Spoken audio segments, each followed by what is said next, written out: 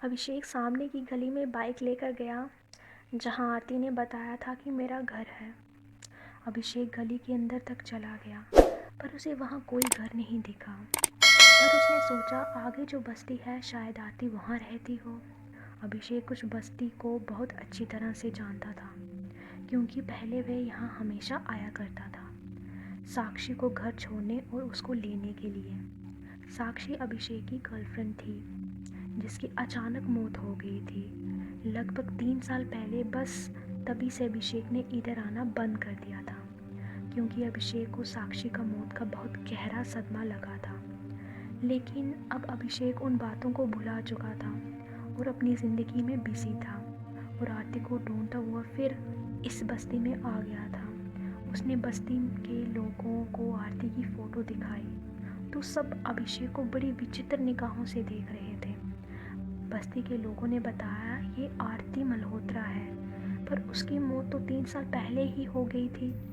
अभिषेक को कुछ समझ नहीं आ रहा था कि उसके साथ क्या हो रहा है। पर जब बस्ती के लोगों ने अभिषेक को आरती का घर दिखाया तो मानो अभिषेक के पैरों तले से ज़मीन खिसक गई हो, क्योंकि वो घर तो साक्षी का था। तभी अचानक अभिषेक ने पूछा कैसे हुई थी आरती की मौत। बस्ती के लोगों ने बताया आरती को एक बहुत खतरनाक जानलेवा बीमारी थी और रोज़ वो दवाई खाकर ही जिंदा रहती थी। डॉक्टर ने बताया था कि एक दिन भी उसकी दवाई मिस हो गई तो उसकी जान जा सकती है।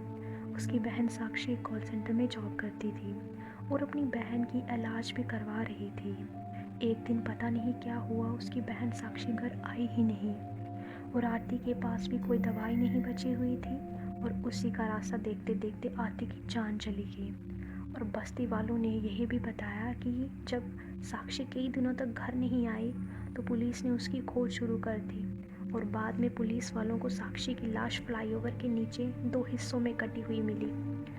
बस्ती वालों के मुंह से ये सब सुनकर अभिषेक के मानो पसीने छूटने लगे और वो तुरंत वहाँ से अपनी बाइक स्टार्ट करके अपने घर की तरफ चला गया। घर जाते ही उसने अपनी बाइक खड़ी की और चाबी और हेलमेट साइड में फेंक कर सीधा अपने रूम में बेड पर लेट गया। अभिषेक मानो समझ चुका था कि उसके साथ 2 दिन से यह क्या हो रहा है और शायद क्यों हो रहा है। अब अभिषेक को एक अजीब सा डर लग रहा था क्योंकि उसने सोचा आज कहीं नहीं जाऊंगा, बस घर पर लेटा रहूँगा।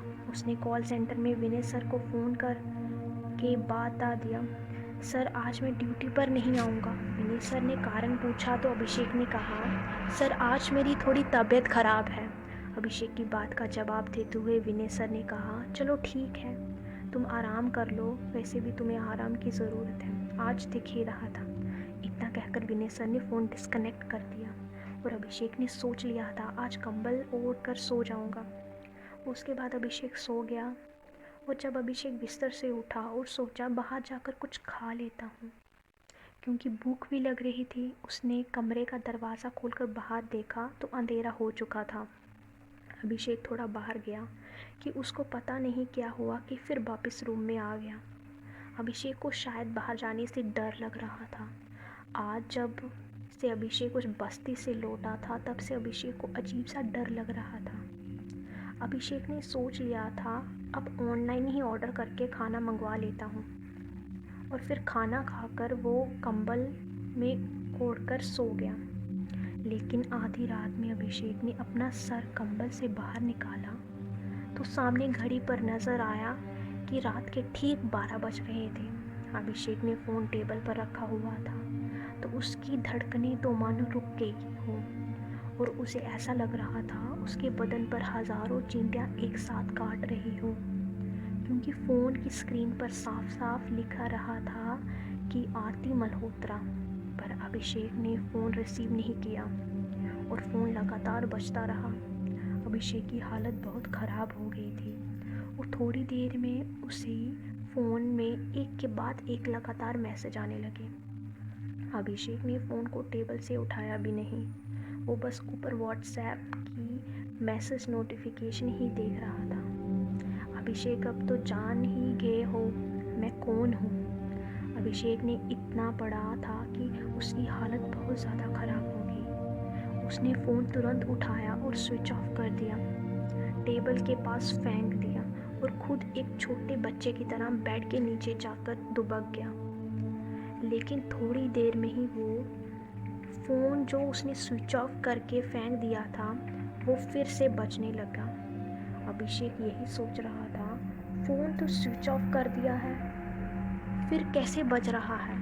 उसने फ़ोन उठाकर देखना चाहा तो दूसरी तरफ से आवाज़ आने लगी, अभिषेक मरना तो तुम्हें आज पड़ेगा, तुमने जो हमारे साथ किया उसकी सज़ा तुम्हें आज मिलकर रहेगी।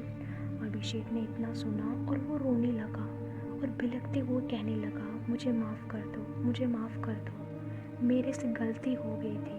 अभिषेक ने इतना ही कहा कि उसकी नज़र सामने रूम के दरवाजे के पास पड़ी तो उसकी जान मानो हलक गई से अटक गई, क्योंकि सामने आरती और साक्षी दोनों खड़े थे। अभिषेक रोते हुए ज़मीन पर गिर गया और बस एक ही बात कह रहा था, मुझे माफ़ कर दो, मेरे से गलती हो गई। साक्षी, मैंने जानबूझकर तुमको नहीं मारा था। और सामने खड़ी साक्षी और आरती दोनों अभिषेक के पास आ गई। अब अभिषेक की हालत तो पहले से भी खराब थी, इसलिए उसके मुंह से कुछ भी साफ साफ नहीं निकल रहा था। साक्षी ने अपनी बड़ी डरावनी और ख़तरनाक आवाज़ में कहा, तुझे माफ़ कर दूँ? तुझ पर मैंने इतना भरोसा किया, तुझसे प्यार किया और ज़िंदगी भर तेरे साथ रहने का सपना देखा, लेकिन तूने मेरे साथ क्या किया? तूने उस दिन मेरे साथ मेरी बहन की भी जान ले ली। तूने दो ज़िंदगी ख़त्म करने के बाद अब माफ़ी मांग रहा है। तूने उस दिन मुझे माफ़ किया था जब मैं तुझसे रो रो कर अपनी जान की भीख मांग रही थी, तड़प तड़प कर मर रही थी। मैं उस फ्लाईओवर के नीचे कैसे पहुंची? पहले तूने मुझे प्यार के बहाने वहाँ लेकर गया और फिर तूने मेरे साथ क्या किया भूल गया? तू अब किस मुँह से माफ़ी मांग रहा है? और बाद में मुझे 2 हिस्सों में मेरी लाश को काट दिया और फ्लाईओवर के नीचे फेंक दिया। आज तुझे सारा हिसाब देना होगा। इतना ही कहा था साक्षी ने और तुरंत उसको हवा में ही पंखे पर टांग दिया और पंखा फुल स्पीड पर चला दिया। अभिषेक के चीखने चिल्लाने की आवाज़ें पूरे कमरे में गूंज रही थी और थोड़ी देर में अभिषेक के शरीर के कई टुकड़े होकर पूरे रूम में बिखर गए। 3 साल पहले अभिषेक ने आरती की बहन साक्षी के साथ जो किया था वो मरने के बाद साक्षी और आरती ने अभिषेक के साथ कर दिया, अपना बदला पूरा किया।